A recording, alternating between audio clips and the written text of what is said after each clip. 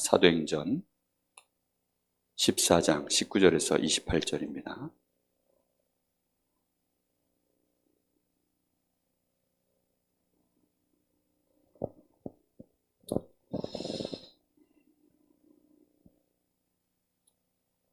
바울과 바나바 전도팀이 이제 1차 선교 여행을 마치는 그 여정의 말씀이 여기 본문에 나와 있습니다.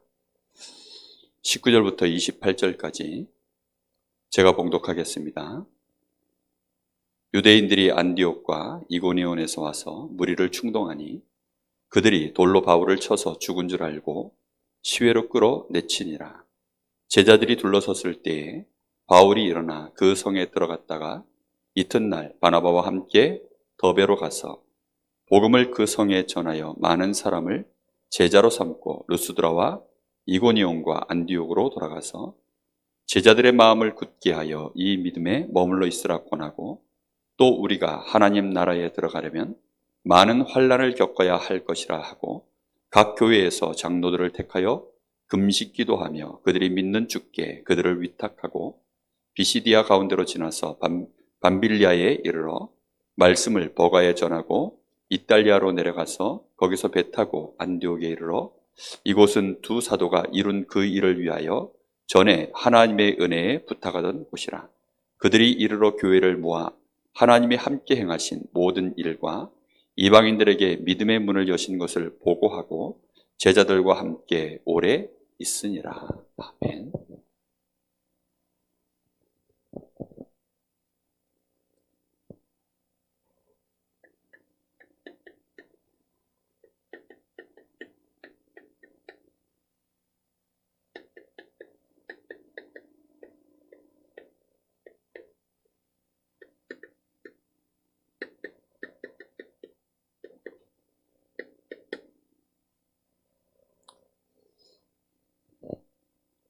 오늘 여기 말씀해 보면 바울이 유대인들을 미처 피하지 못하여서 돌에 맞아서 죽은 줄 알고 성 밖으로 내버려졌다가 제자들이 그를 둘러쌌을 때 그가 다시 일어나서 이제 성 안으로 들어와 복음을 다시 전하고 제자를 확립하고 그리고 이제 안디옥으로 돌아오는 그런 내용들이 기록되어져 있습니다.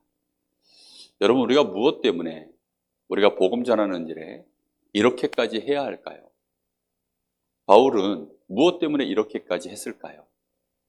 정말 바울이 가지고 있는 이 구원관, 이 복음에 대한 가치, 내가 받은 이 놀라운 이 구원에 대한 은혜, 그 모든 것들이 단순히 하나님과 나, 이런 차원이 아닙니다. 만약에 하나님과 나, 그 하나님과 나와의 1:1 관계라면 이렇게까지 할 이유가 없어요.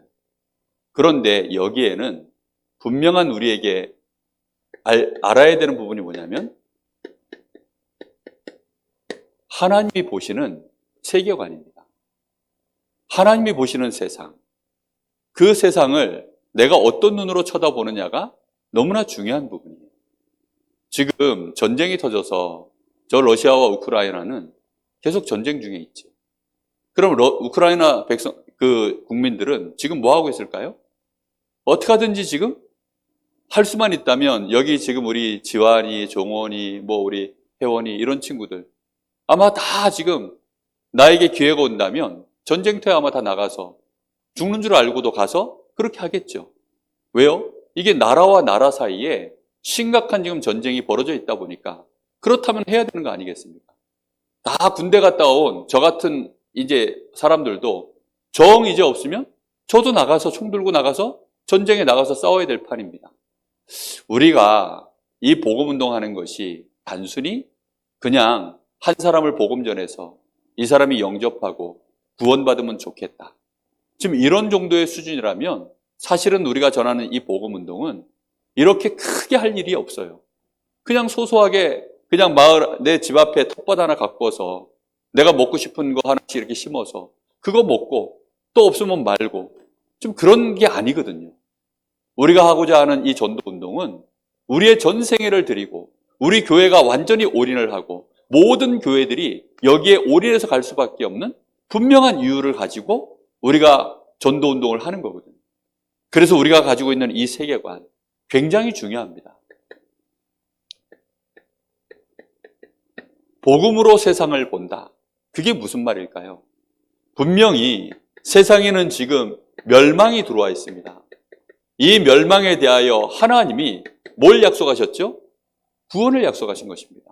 이 멸망은 한 사람, 두 사람, 개개인에게 와 있는 것이 아니라 세상 전체가 모든 사람이 죄를 범하였음에 이렇게 멸망이 들어와 있는 거예요. 모든 사람이 마귀 자녀, 모든 사람이 하나님을 떠나서 모든 사람이 저 지옥의 배경 속에 있기 때문에, 그러니까 전도자 바울 눈에는 그렇게 보인 거예요. 우리의 눈에 이게 보이질 않으면 우리가 가지고 있는 이 복음이 그냥 나나 누리고 말면 돼요. 내가 받은 은혜에 감사하여서 나 혼자 그냥 교회에서 예배드리고 그냥 그렇게 살면 됩니다. 근데 우리가 받은 구원은 그런 게 아니라니까요. 하나님이 지금 우리에게 주신 이 복음은 그래서 구원자를 보내겠다. 이 구원자를 보내서 너희를 위하여 구원을 할 것인데 그 구원자가 바로 그리스도의 일을 할 것이다.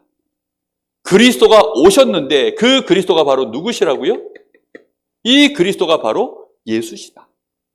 우리는 여기에 대하여 분명한 세계관을 복음을 통하여서 가지고 있어야 돼요. 이 눈이 없으면 우리는 전도할 이유가 안 나온다니까요. 오늘도 잠깐 보니까 차에 주차장에 이제 딱 차를 대고 들어오려고 하는데 어떤 남자분이 벌써 이제 낮부터 좀 속이 상한 일이 있었는지 술이 이렇게 취했어요. 그리고는 담배를 물고, 그리고는 술 먹고 담배 피는 사람들 특징이 뭔지 아세요? 그 더러운 침들을 자꾸 밑에다 뱉어요. 교회 계단에다가 거기다 침을 이렇게 뱉고 있는 게 이제 보여요. 마음 같아서는 아저씨! 저도 모르게 이제 아저씨! 그러고 싶었는데 오죽하면 저 사람 저러고 있을까? 그 영혼과 그 사람의 인생의 배경이 이렇게 잠깐 제 마음속에 안쓰럽게 보여지는 거예요.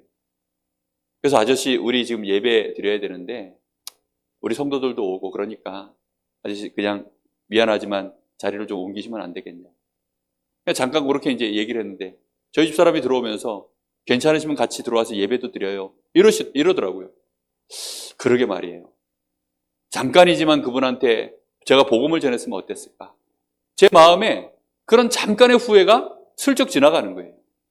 우리가 단순히 그냥 한 사람 복음 전하자 지금 이 말이 아니거든요. 그 한 사람의 영혼에 그 뒤에 있는 세계가 있어요. 그 사람 뒤에 있는 엄청난 세계가 있고 그 가문이 들어가 있는 그 인생이 지금 빠져 있는 그 세계가 있어요. 그 세계 속에 하나님이 누굴 보내신 겁니까? 그리스도를 보내신 거예요. 다시 정확하게 말하면 하나님 자신이 오신 것이죠. 그래서 우리를 위하여 구원의 이 놀라운 축복을 완성해 버리시고, 그리고는 이제 이 주님이 다시금 이 복음이 모든 사람에게 전파되고 난 이후에 우리 주님께서 재림주로, 세상의 심판주로 다시 오실 것에 대하여 분명히 말씀하고 있습니다. 구약시대의 이스라엘 백성들은 예수님의 초림을 준비했어요. 그래서 그리스도 오실 그리스도의 언약을 붙잡고 전 이스라엘 유대인들이 하나님 앞에 예배하며 집중하며 그러면서 이 복음을 모든 민족에게 선교하는 일에 사실은 헌신했어야 되는데 그러질 못했죠. 우리가 자칫 잘못하면 이런 세계관이 없으면 우리는요 불신자들을 볼 때 저 사람들은 그냥 불신자, 나는 기독교예요. 이렇게 구분만 딱 져놓고 만다니까요. 저 사람의 종교는 불교, 나는 교회. 이런 식으로 딱 구분을 져놓고 말아요. 근데 지금 그런 게 아니잖아요. 우리의 눈은 어떠해야 되냐면 나는 소방관, 저기는 산불났네? 이러고 있으면 됩니까? 저기에 산불 날 수도 있겠구나. 나는 소방관이니 인명을 구하기 위해서 저기서 좀 불나서 사람들 빠져서 우리는 119에 전화하고 그러고서 막 이제 사람들 거기서 막 어려운 일 겪고 있는 거 그런 거 보면서 우리가 직접 들어갑니까? 안타깝게 생각하고 하지요. 그러나 거기에 직접 들어가는 사람들은 누굽니까? 실제로 소방대원들, 119 구급대원들이요. 거기에 막 목숨 걸고 들어가는 거예요. 우리의 세계관이 복음 들고 들어갈 때 그래야 된다는 거예요. 지금 바울팀이 딱 그렇게 생을 건 이 복음 운동을 한 것입니다. 죽으려고 복음 운동하는 게 아니에요. 그 현장에 복음 전하다 보니까 죽을 일이 생기니까 죽을 수도 있는 거죠. 이런 구원관이, 우리의 세계관이 회복되시기를 간절히 부탁합니다. 분명히 그래서 우리는 이 복음 들고 이제 우리도 뭐 하는 거죠? 하나님 나라의 일을 감당하는 것입니다. 하나님 나라의 일을 우리가 감당하기 위해서 우리도 이 복음 들고 가는데 어디 속으로 들어가는 거죠? 저 현장에, 저 멸망 속으로 우리가 들어가는데요. 멸망받은 현장 속입니다. 근데 이 멸망의 나라 속에, 이 멸망의 나라 속으로 우리가 이 복음 들고 들어가는 거예요. 그런데 사람들은 지금 여기에서 무슨 일 하고 있죠? 사람들은 자신들이 지금 멸망의 나라 속에 있는 줄도 모르고 먹고 사는 문제가 최고인 줄 알아요.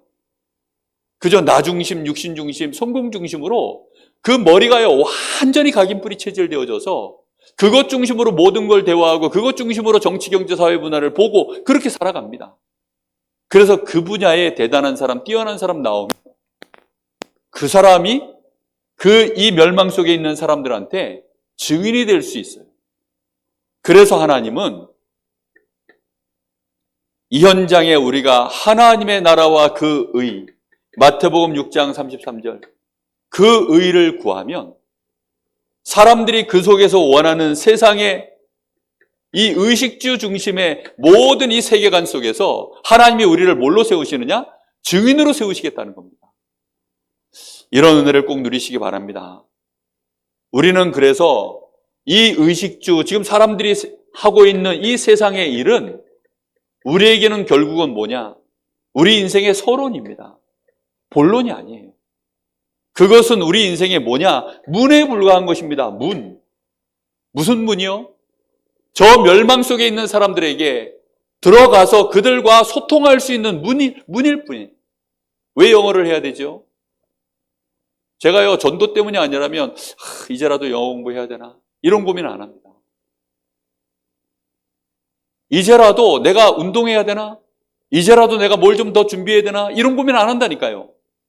왜요? 아니, 복음 전할 일이 아니면 뭐 그런 고민을 뭐 하러 하겠습니까? 그런데 이 현장에 지금 사람들은 뭔가 실력 있는 사람 만나면요, 마음은 열어요. 탁구 잘 치니까요, 탁구장 가면 탁구 잘 치는 사람이 왕이에요. 근데 탁구 잘 치는 사람이 친절하기까지 해. 그러면요, 사람들이 엄청 좋아합니다. 왜요? 탁구 잘 치는 사람하고 치면서 탁구를 배우고 싶은데 이 사람이 너무 친절하니까 와가지고 쉽게 편안하게 말도 걸고 자기는 탁구 이게 궁금한데 뭐 한 게임 쳐달라 어쩐다 한 게임 쳐주고 그러고요 편안하게 대화하고 그러면서 그 사람 못 치는 거 여기 좀 문제 있으니까 요렇게 좀 원포인트 좀 가르쳐주고 이러면서 이제 친해지면 마음문이 어느덧요 활짝 열려 있어요. 사람들은 참 어리석죠. 첫인상이 모든 걸 좌우한다 그러잖아요. 그죠? 남자들은 여자의 첫인상이 뭐지요? 예쁘면 됩니다. 예쁘면 다 통과돼요. 사람들이 뭐 질문할 때 그 여자 뭐 학벌이 어떠냐, 공부는 잘하냐 이런 거 안 물어봐요. 소개팅 같은 거 받으면 무조건 물어봅니다. 예쁘냐? 모든 질문이 예쁘냐. 탁구장 가면 뭔지 아세요? 잘 치냐? 탁구 잘 치면 끈지예요. 돈 많은 사람들한테는요, 내가 돈 더 많이 가지고 있으면 돼요. 장사 잘하는 사람들한테는요, 내가 장사 더 잘하면 돼요. 그래서 우리는 육신적으로도 성공을 해야 되는데 그 성공이 목표가 아니라 서론. 그것은 문. 그것은 우리에게 하나의 도구. 그냥 이거일 뿐이에요. 왜 우리 교회가 부흥해야 됩니까? 저는 부흥해야 될 이유가 있다고 생각해요. 강릉 지역에 참복음 운동하는 많은 목사님들 잘 없어요. 그분들 앞에 증인으로 서야 되니까요. 우리 성도님들이요 전부 은혜 받고 힘없고 진짜 하나님 앞에 축복받으셔야 됩니다. 왜입니까? 종교생활하고 있는 많은 지금 기독교인들 그들 앞에 정말로 참복음이 무엇이며 하나님 나라의 일을 감당할 때 하나님이 어떻게 역사하시는지 그거 보여줘야 되니까요. 정말로 오직 예수 오직 하나님 나라 이거 하는데 하나님이 어떻게 역사하시는지 그거 보여주는 증인. 그게 우리의 올바른 세계관으로 딱 자리를 잡혀야 됩니다. 그래야만 하나님이 그제서 우리에게 참 능력을 주시는 거예요. 하나님의 참된 능력은 우리가 이런 올바른 세계관을 가져야만 참 능력을 우리에게 부으시는 것입니다. 여러분, 이 아이가 지금 적군이 될지 아군이 될지, 이 아이한테 무기를 줬는데 이게 적군이 될지 아군이 될지 그 세계관이 분명치 않으면 함부로 무기 줄 수 있습니까?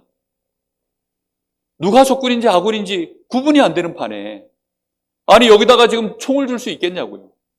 줬다가 나를 쏘면 어떡할 거예요? 하나님이 누구한테 참 능력을 주시고 누구에게 참 축복과 응답을 주시느냐? 올바른 세계관을 제대로 가지고 있어야 거기다가 하나님의 능력과 응답을 쏟아부으시는 거 아니겠습니까? 오늘 정말로 깨닫게 되시기를 바랍니다. 그래서 이 힘은 세상에서 말하는 힘과 다른 힘이에요. 하나님은 우리에게 이 힘을 주시겠다는 것입니다. 성령의 충만함을 받아라. 성령 충만 속에서 오는 그 권능이 너희를 뭘로 세운다고요? 너희를 증인으로 세운다는 것입니다. 우리는 증인의 삶이 우리의 본론입니다. 사람들이 말하는 그 힘을 얻으려고 몸부림치는 것이 아니라 사람들이 말하는 그 힘은 우리가요 마음껏 그것을 문으로 써서 서론으로 써서 도구로 써서 사람들 앞에 간증하려고요. 이거는 배설물에 불과합니다. 우리 렘넌트들 꼭 그렇게 되기를 예수님의 이름으로 축복합니다. 우리 렘넌트들 정말 배설물에 불과합니다. 그것 가지고 행복해지는 것도 아니고 그걸로 영적 문제 해결되는 것도 아니고 그걸로 세상에 하나님 나라 이룰 수 있는 것도 아닙니다. 반드시 이 세계관을 가지고 있어야 돼요.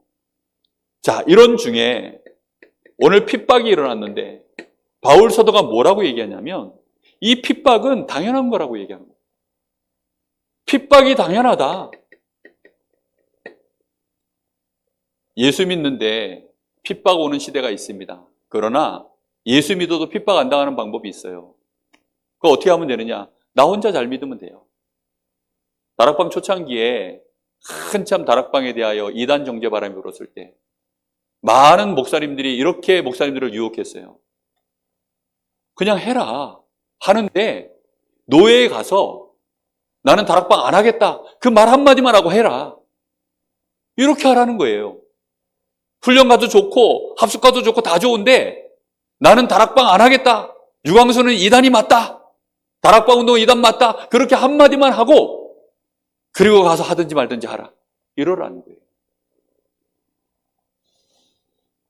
그렇게 하면 됩니까? 지금 우리가 하고자 하는 전도 운동은 나 혼자 잘 믿고 잘 살기 위해서 하는 운동이 아니라고요. 그렇게 해서는 절대 세계 복음화를 할 수가 없습니다. 우리가 지금 복음을 전하고자 하는 현장은 유대인, 이방인 다 포함되어 있어요. 유대인 속에도 뭐가 없어요? 복음이 없습니다. 다른 복음, 섞인 복음, 율법주의, 신비주의, 다른 것들 가득 들어가 있어요. 오직 복음, 오직 믿음 이거 아니에요. 그러다 보니까 흔들리는 교회, 이단들이 들어와서 마음껏 휘저어도 되는 사단의 놀이터가 된 지가 정말로 얼마나 오래된지 모릅니다. 그러니 유럽 교회가 무너져 버리고 미국 교회가 무너져 버리고 한국 교회도 무너져 버리고 그러고 있습니다. 우리는 그래서 핍박을 받는 것이 우리가 정말로 전도 운동하려고 하면 이거 당연한 것이다. 핍박 받을 준비하시기를. 아멘. 아니 이거는 진짜예요. 핍박을 안 받으면 오히려 우리는 전도 운동 안 하는 거예요. 왜요? 아니 군인이 저 후방에서 생전 전방으로 안 나가고 뒤에서 그냥 훈련만 받고 있고 혼자서 그냥 나는 대한민국 군인이야.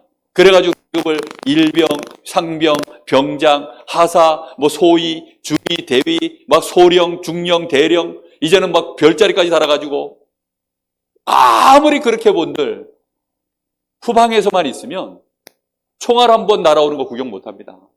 대파 한 방 날아가는 거 못 봐요. 그런데 현장에 서면 그때는요 진짜입니다. 그렇죠? 우리가 진짜 전도하려고 하면 당연히 핍박은 오게 되어 있습니다. 왜냐? 우리가 먹고 사는 현장이 아니라 똑같은 현장인데 이 현장이 전도 현장으로 보는 순간 그 전도 현장은 누구의 나라죠? 사단의 나라예요. 그러니 여기 가서 복음을 전하니 마치 적국에 가가지고 스파이 노릇하는 것과 비슷한 거예요. 그렇죠? 적국에 가서 지금 중요한 물건들, 중요한 사람들을 그 사람들을 지금 우리가요 작전을 해가지고 이제 구원받을 자들을 건져내서 우리나라로 안전하게 데리고 오는 그 일을 하는 사람과 똑같은 것이 알고 보면 그게 전도운동입니다. 그러다가 들켰다. 그럼 당연히 어떻게 될까요? 총알 날아오죠. 그죠? 체포하러 쫓아오지요. 총알은 안 날아오고 돌이 날아왔어요. 바울팀이 돌 맞은 거예요. 바울이 지금 이 돌을 맞아서 이렇게 해서 그가 죽었다라고 이 유대인들은 본 겁니다. 그래서 바울을 바깥으로 내던졌는데 이 바울이 제자들에 둘러싸여져서 22절에 보니까 이렇게 말하고 있습니다. 제자들의 마음을 굳게 하여 이 믿음에 머물러 있으라 권하고 또 우리가 하나님 나라에 들어가려면 많은 환난을 겪어야 할 것이니라. 하나님의 나라에 들어가는 조건이 많은 환난이다. 지금 이런 말이 아닙니다. 너희가 율법 지키고 하나님 앞에 예배 올바르게 드리기 위해서 막 너희들 자신을 막 지켜내는 지금 이런 얘기를 하는 것이 아니라 하나님의 나라에 우리는 어차피 육신을 벗어나면 가잖아요. 그런데 전도운동하기 위해서 현장에서 우리가 이 복음을 전하다 보면 우리가 전도자의 여정, 우리의 남은 생을 그렇게 살다 보면 당연히 수많은 환난들이 우리에게 올 수밖에 없는 거 아니냐. 너희가 전쟁터에 가면 당연히 환난이 오고 거기에 수많은 총알들이 날아오고 목숨의 위협을 받을 일들이 있는 것과 똑같은 지금 그 얘기를 하는 거예요. 우리가 우리나라를 찾아내려고 하면 당연히 전쟁도 해야 되고 거기에는 수많은 목숨도 내놔야 되고 모든 물질과 모든 우리의 것들을 다 쏟아부어야 되는 거 아니겠냐. 지금 그 말을 하고 있는 것입니다. 우리가 하나님 나라, 다시 말하면 이 전도자의 여정, 이걸 걸어간다면 우리 앞에 뭐가 기다리고 있다고요? 많은 환난들이 기다리고 있는 것이다.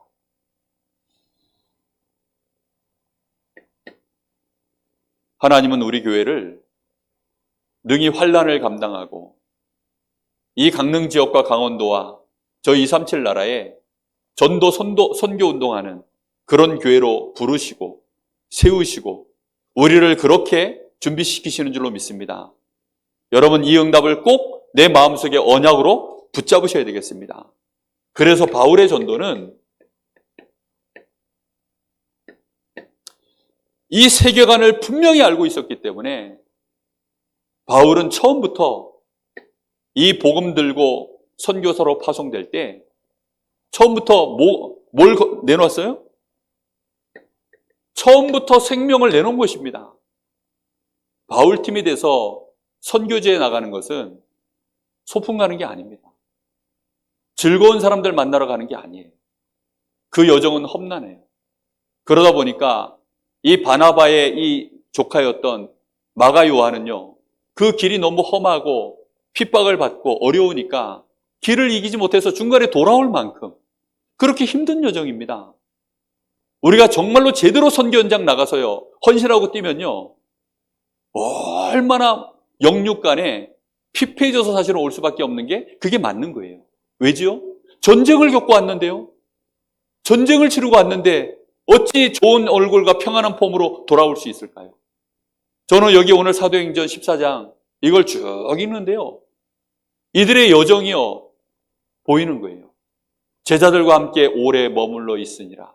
그 말 한마디에 이들이 육신적으로 얼마나 많이 에너지를 소비했고 얼마나 많은 부분에 병들었으며 영적으로도 많이 힘들었으며 그 있었던 많은 하나님의 역사와 좋은 증거들을 다 보고 그걸 선교 보고하고 다 하지만 그러면서 이제 다시 나가기 위해서는 재정비를 해야 될 거 아닙니까?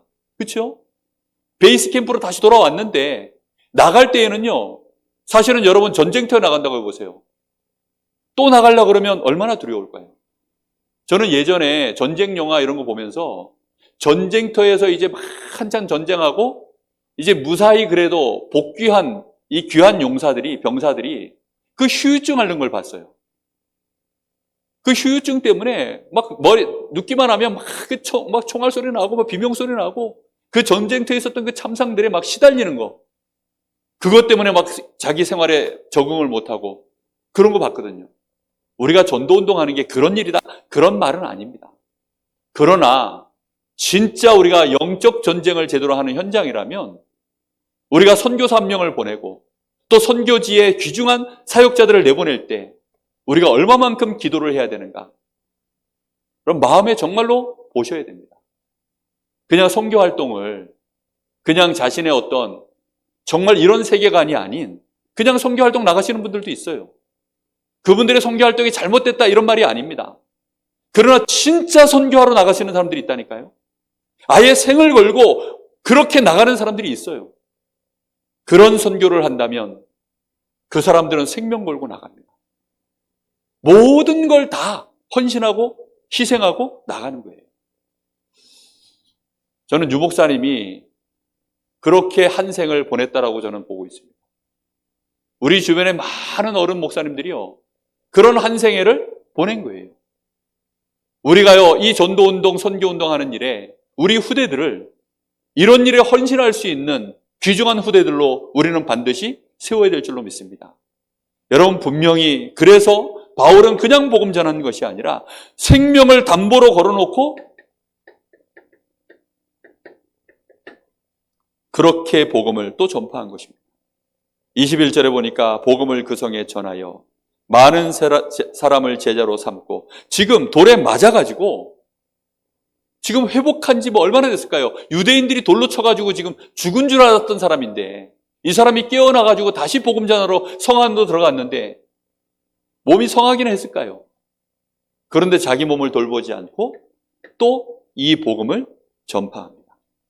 그리고 복음을 전파하는 것이 아니라 이 제자들한테 복음 전파하는 것보다 더 에너지를 많이 쏟아부어야 되는 일이 뭐냐면 제자를 확립시키는 일. 제자 하나를 찾아서 이 제자를 확립시키는 이 일꾼 하나를 세워 올리는 데는요, 얼마나 많은 에너지를 쏟아부어야 되는지 몰라요. 기도와 마음과 필요하다면 물질까지 모든 시간까지 헌신해서요 쏟아부어요. 이 아이가 가지고 있는 영적 배경, 영적 문제, 이 아이가 지금 겪고 있는 실제 자신의 삶의 여러 가지 어려운 부분들, 그런 것들 하나하나를 복음으로 답을 주고 함께 공감해주고 기도해주고 기다려주고 치유해주고 다시 힘을 주고 연약해서 무너져도 괜찮다 또 위로해주고 섬겨주고 그 일을 얼마나 해야 되는지 몰라요. 마치 어린아이들 그 하나 한 생명 키우려고 하면 부모가 잠을 못 자고 그 한 생명 세워 올리는 것과 똑같습니다. 이런 일들을 감당해야 됩니다. 그래서는 이 바울이 이 제자들에게 함께 하면서요, 믿음에 굳게 서 있어라. 흔들리지 말고 믿음에 굳게 서 있어라. 나에게 와 있는 환난, 너희가 지금 나를 보고 놀랬을 터인데 아니야, 괜찮아. 이건 당연히 있는 일 아니겠어?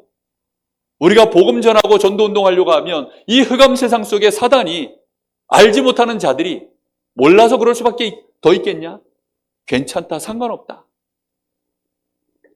그리고는 교회를 든든히 세우는 일을 합니다. 현장마다 교회를 세워놨거든요. 이 현장에 교회를 세우고는 교회의 시스템을 세워놓고 오는 것입니다. 그 현장에 누구를 세웠다고 나오냐? 장로를 세웠다. 말씀해 보면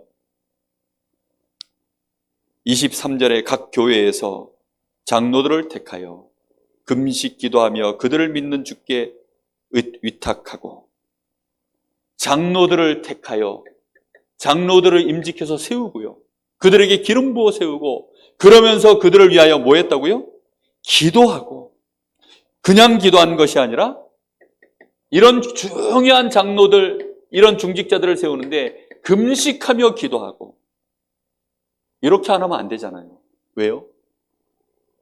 우리 주님이 제자들을 저 세상 가운데 둘 때 겟세마네 동산에서 어떻게 기도한 줄 아세요? 그 기도 제목이요, 지금도 제 가슴에는요 너무 마음에 울림이 되어집니다. 아버지, 할 수만 했다면 이 잔을 나에게서 옮겨주십시오. 근데 그 기도 뒤에 나는 이제 더 이상 세상에 있지 않습니다. 나는 이제 곧 아버지께로 갑니다. 그런데 저들은 세상 가운데 여전히 그냥 남아있어야 됩니다. 내가 이 땅에 있는 동안에 아버지의 일을 능히 감당할 수 있었던 것은 아버지와 내가 하나였기 때문입니다. 그러하듯이 이제 저들도 우리와 같이 아버지와 하나가 되도록 하나님이 역사해 주십시오.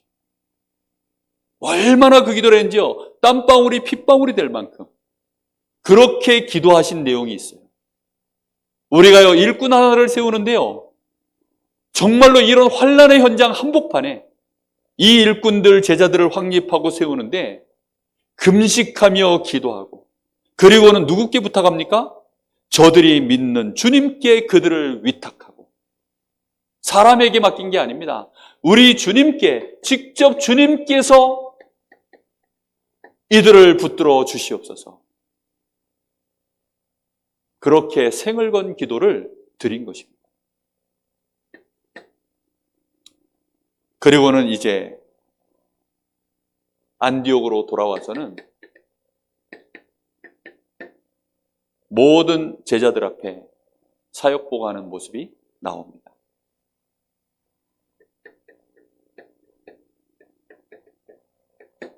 안디옥 교회는 어떻게 세워진 교회입니까?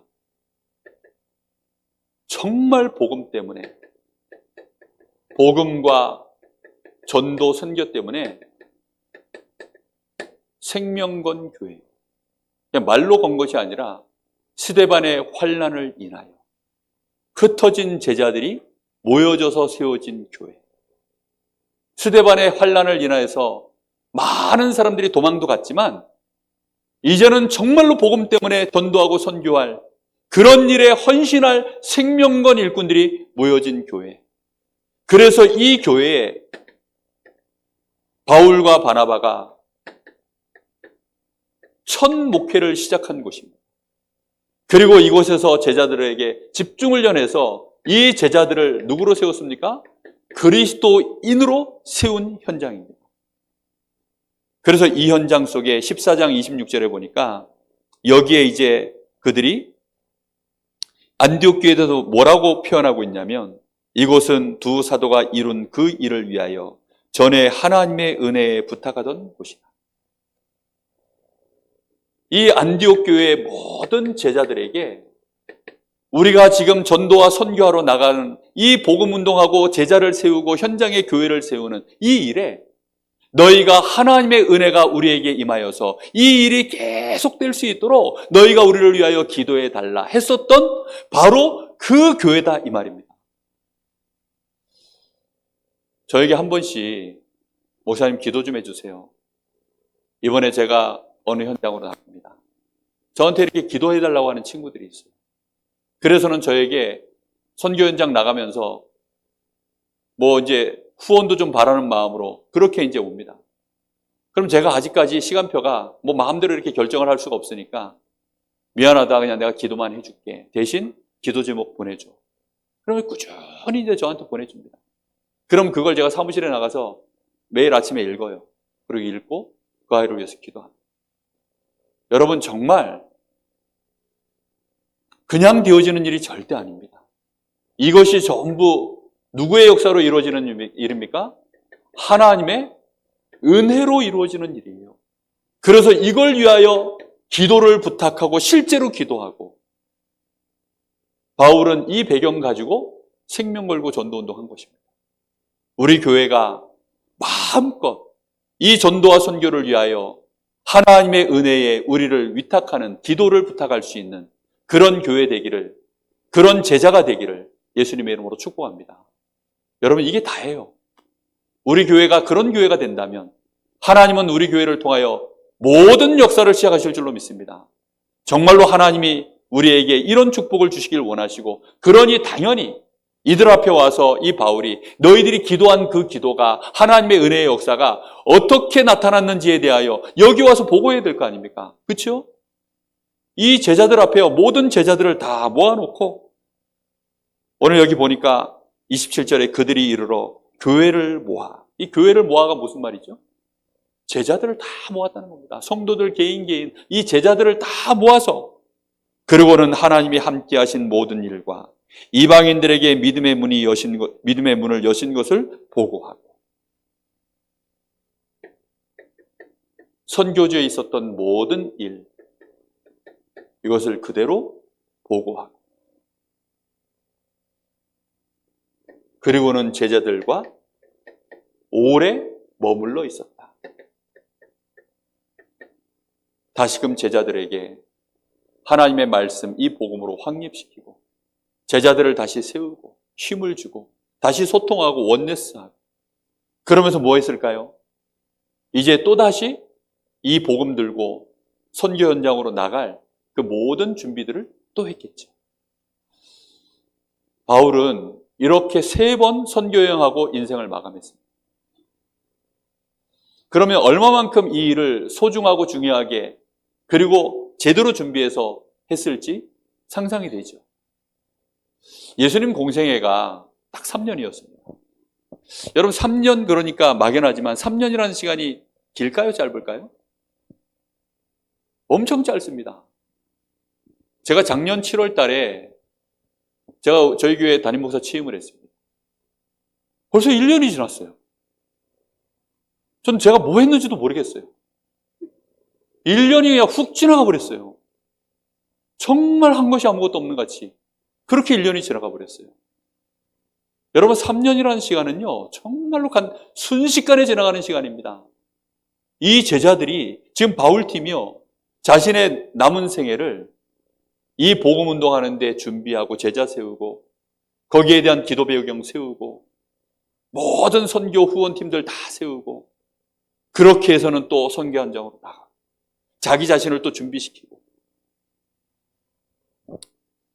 우리 렘넌트들 현지 언어로 복음 전할 수 있는 언어 하나쯤은 꼭 갖추시기를 예수님의 이름으로 축복하고 협박합니다. 아멘? 꼭 하세요. 어제 오늘 제가 중국 목회자들 놓고 복음을 이제 메시지를 이렇게 하는데 참 통역 이렇게 하나 들어가니까 너무 어려워요, 진짜. 내가 원래 하고 싶은 말들을 다 표현 못해요. 왜냐, 제가 하고 싶은 말을 다 표현하면 일단 통역사가 이해를 못해. 그러니까. 근데 지금 인도 전도학교는 또 어떻게 해요?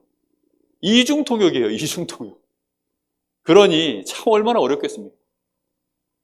여러분, 정말로 이거 우리 렘넌트들 이런 세계관 꼭 가지시고 이 세계 안에 내가 정말로 복음 들고 제대로 현장에 복음 전할 사람으로 내가 그만한 기능과 내가 언어를 준비해야 되겠다 하시기를 예수님의 이름으로 축복합니다. 꼭 하세요.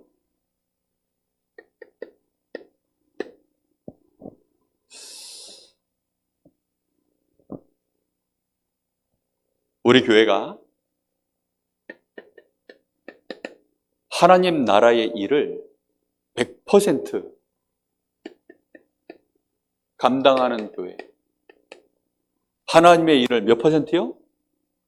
100% 감당하는 교회. 정말 오직 복음만 말하고 복음만 누리고 복음만 전하는 그리고 복음만 또 말할 이런 제자들 세우는 저는 그런 교회가 되기를 정말로 가슴속에 놓고 기도하고 있습니다. 그래서 중요한 것이 뭐냐면 저는 이 메신저 다시 말하면 사역자 이 사람이 정말 중요하다는 거 알고 있어요. 누가 메신저로 서느냐?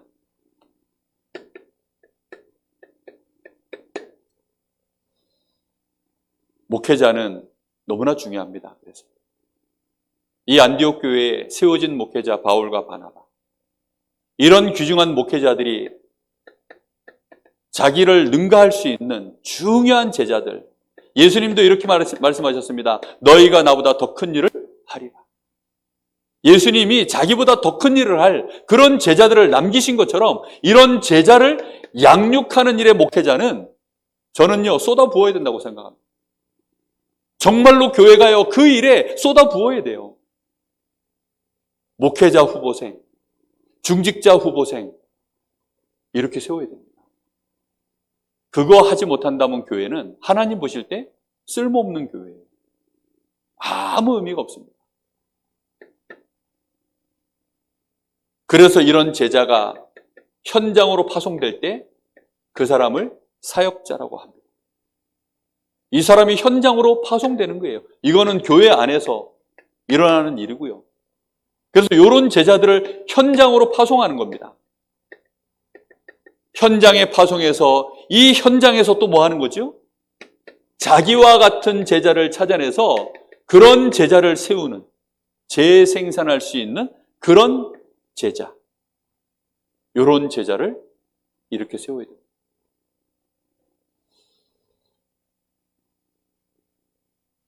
그리고 완전히 전도와 선교에 올인한 사람, 그런 사역자, 그런 일꾼, 그런 사람을 보고 전도자, 한마디로 선교사라고 합니다. 선교사.